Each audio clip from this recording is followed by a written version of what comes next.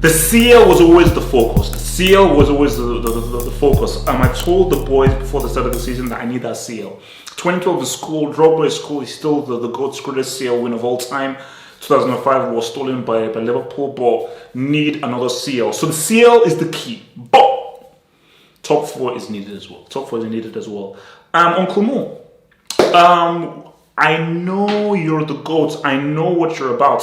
But I didn't believe that you would have so quick of an effect coming into Tottenham.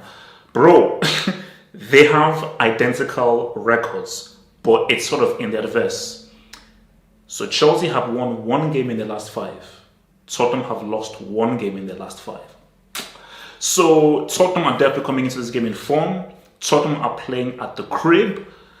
So, and with the way Chelsea have been going, Lampard just seems to have lost their way with regards to their swag and them turning their chances into goals. Some might say Tottenham are favourites to win this game. And it's getting tight in the table. Chelsea are 3 points ahead. So if Tottenham were to win this game, they would go 4th because Tottenham and Chelsea would be level on points, but Tottenham would have a greater goal difference. So, and I just think that just that as a statement, I think basically if Chelsea were to lose a game yet again and lose their top 4 status, Tottenham now are in the top 4 status, I really fear that Chelsea's slide will just continue, and they'll continue to ravel away and pretty much be limping towards that also important, also crucial January transfer window. But look, man, I've been very impressed with what Tottenham have done. Again, impressed by how quickly Mourinho has come in and imposed his tactics. But you could see that, there is maybe a slight evolution to regards to what he's done. Because again, people said when Mourinho was away, he wants to learn like a few things. And I always say I give credit to Jurgen Klopp, who one of the best offensive plans out there, but he learns how to defend better. So for Uncle Mo, it's the case of where with all the goals that Tottenham have scored, how good Dele Alli has looked, how good Kane, Lucas Moura has looked. You know that he's a defensive maestro. Has he learned a few things offensively and learned how to attack better and actually form interesting, inventive, imaginative, offensive ideas and give his attackers the freedom. So far, so good. But again, this is going to be yet another big test because if you never want to underestimate the opponents you're playing that may be out of form, because 100% Chelsea know that, and Lampard must be backing into their guys' ears that you need to get a win from somewhere. You need to get a win from somewhere, and we know how good we are to get a win from somewhere. That's what Lampard will be telling those Chelsea guys. But you've got to be real here. Tottenham are favourites to win this game. Tottenham are favourites to win this game. So before we really go into how both sides can really interact, let's pick out a few players right now. I said again, I've been super impressed by Lucas Moura. Lucas Moura he plays from the streets. He plays from the flipping favela, and I just like the freedom with which he plays his football with. And I just think that I'm shocked. I'm shocked. So maybe this is a question for Tottenham fans. Maybe comments below. Is it Mourinho saying, Lucas Moura, you deserve to start? Or has his hand been forced? Because we know that I don't think Mourinho wants to play Eriksen because he doesn't believe Eriksen's mind is fully 100% for Tottenham. So is it like, bro, my hand is forced, there's no one else? Or does Mourinho really believe that? No. I believe that Lucas Moura can do something. Who knows? Whatever the case may be, I just think it's been great him having in there because Lucas Moura is one of those guys where he'll make mistakes, he'll lose the ball. You're like, wait, why did he just run straight into the defense there? Yo, chill out. Why are you just going at 300 miles per hour? But it's one of those players that if I was a manager, if you can make 5 mistakes but do one great thing that leads to a goal, I'll be very happy with your 5 mistakes. Because if those 5 mistakes end up leading us to either you creating a goal or scoring a goal, I think it's worth it. It's worth it in my view. Davinson Sanchez, I like this defender. I don't know, every time I see him, I'm like, he has the makings of a really great defender. Maybe one of the best things is Mourinho coming in and being just a guy to really be like a godfather for him. Because I just think that he's at the cusp of being an elite defender right now. And I just really like just the way that how good he's on the ball, his reading of the game, his anticipation, and there is just... He is hinting at being a really mature defender. There's still a few mistakes there. A few times that it gets a bit sketchy and so forth. But I do believe that maybe like over the season, 2 seasons, maybe you're going to see David Sanchez ironing out those mistakes and consistently maybe being like a peak Lucio or a peak Walter Simon, like how Mourinho had for those of his interboys there. You can't look past Dele Alli, man. I mean, what Mourinho has done for Dele Alli is flipping out amazing. You know, like I've not been a fan of his, but even I have to admit that he's looked real money. He's looked real money under Mourinho, and he has either been scoring goals, involved in goals, and I have just seen an element of just his footballing intelligence, which I didn't really see that much. Only hinted, but not really seen that much. So I just think he's obviously been responding positively with regards to the instructions that Mourinho's been given, and just what Mourinho wants from his team. And again, if Tottenham are to win, I think Dele Alli, especially if Tottenham will be on the counter, and they will have a lot of counter-attacking opportunities with how attacking Chelsea are, Dele Alli will be very important in that kind of number 10 role. And then you can't ignore Harry Kane.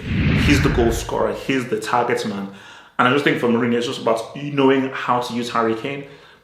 You can't use him on a counter attack and everything. You have to play to his strengths. He's a great finisher. So if a Moura, a Son, and so forth can just really give him that ball in here, I think Harry Kane can G up. And also him holding the ball and linking play, bringing other guys together. That's the key thing. Let him link play. So let him link play. Allow your boys Moura and Son to run past, and of course, Heung-min Son, bro, one of my favorite players to watch. I love his fearlessness. His fearlessness is amazing. And if Chelsea don't have an answer for how to stop Heung-min Son, he will get that ass. I don't mean to be rude. I mean everything. He will get that ass if Chelsea do not have an answer for this boy. Because this kid's good. This kid is damn good, man. And I just think for Heung-min Son, especially at the crib, what Heung-min Son will want is being isolated situations. Let's go over now to Chelsea now. I'm going to Kepa. I'm not sold on this dude. And I think the more and more I see of him, the more and more I'm like, And this is one of those games where Kepa will be called upon. And the key thing is, I think he's pretty good at reflexes and shot savings, but it's just his goalkeeping decisions. I always say, like, that's why they called him safe hands, David Seaman. A very important aspect of a keeper isn't your reflex or how many flashy saves you make. It's your decision making and the confidence that you exude for your defenders. Kepa doesn't breed confidence because he just seems wonky, not making the right saves, and always keeps people at edge. And I just think for Kepa, he has to really stand strong because he's going to come under a barrage and he's going to have to deal with shots from Harry Kane, the movements of Lucas Moura, movements of Son, and these are guys who can shoot and hit the ball from everywhere. So that's what's going to be very important. Kovacic, I think, Kovacic has really just taken things to the next level of his football and is really becoming and forming himself to be a very key central midfielder. And again, he's going to have a key part to play in this because when you're playing away from the crib, the importance that it is very important that you protect the ball when you have the ball. And Kovacic's use of the ball will be key. So I just think for what Lampard and Chelsea wants is look for Kovacic, and for Kovacic set the tempo of the game. Because Jorginho is a damn good passer. But I think with regards to the discipline, the discipline and the art of central midfield, which is, again, because I've played that position before, very demanding. I just think Kovacic is the best natural central midfielder at the club. So if he can be able to really just dictate the play, set the tempo once Chelsea have because the momentum will swing. But once the momentum swings in Chelsea's favour, it's very key that Kovacic helps to protect the ball and initiates key attacks. So if he sees those key passes that he can play into a Sick or a Willian, let him play those passes through. Your boy Tammy, man. I don't know how many chances you're going to get here. But if that chance comes, you have to say what's up. If the chance falls upon you, you have to say what's up. And this may just be one of those games where it's a very, very tight game. You're playing up against an Uncle Mu team. This is an Uncle Mu team against some top defenders in Alderweireld and Davison Sanchez. So it's running for Tammy Abraham. His movement will be good. I know his movement is great, and he's great on the ball. He has a great natural footballing ability. But it's not about that. That's all cool and great as the striker. When your chance comes, you have to put it away. You have to put it away. You have to put it away. You have to. This is my managerial 101.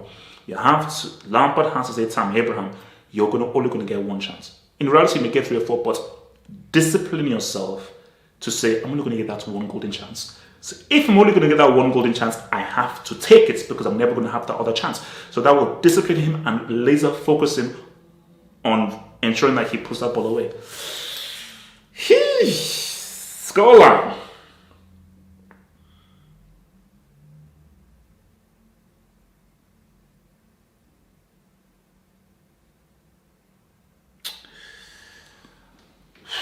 It's going to be a cool game. I think it's going to be a real cool game.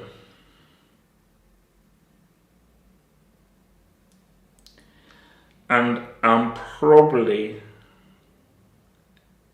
2-2. But then something tells me Tottenham could win this. Because if Tottenham win this game, it could be real bad for Chelsea this season in the Premier League. See how relaxing. But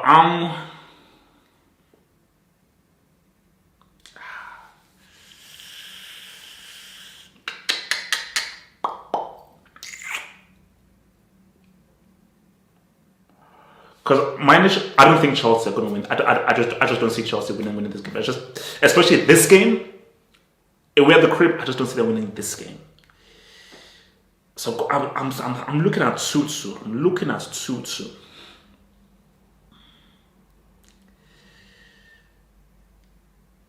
I'm going to stick with 2-2. I'm going to say 2-2. I think Chelsea can just about equal the draw, because I just think for Mourinho, he's still working in this team. So I'm going to say 2-2. But, and this is a big but, if Chelsea start making defensive mishaps, I think Tottenham will take this game 2-1. I think they'll take it 2-1. But I'm going to say that there'll still be enough openings, 2-2. If Mount starts, lubrication for Tottenham. Remember, guys, to like the vid if you're new. Remember to subscribe, and also to help to support the channel, the Football Hot and everything, to support what I'm doing as HH the analyst. Think about becoming a Patreon by clicking in the link below. Peace out, stay true, I'm out. Remember to check out the footballhot.com for daily football news updates, daily polls, rankings updates, break updates by clicking in the description box below or by clicking over here.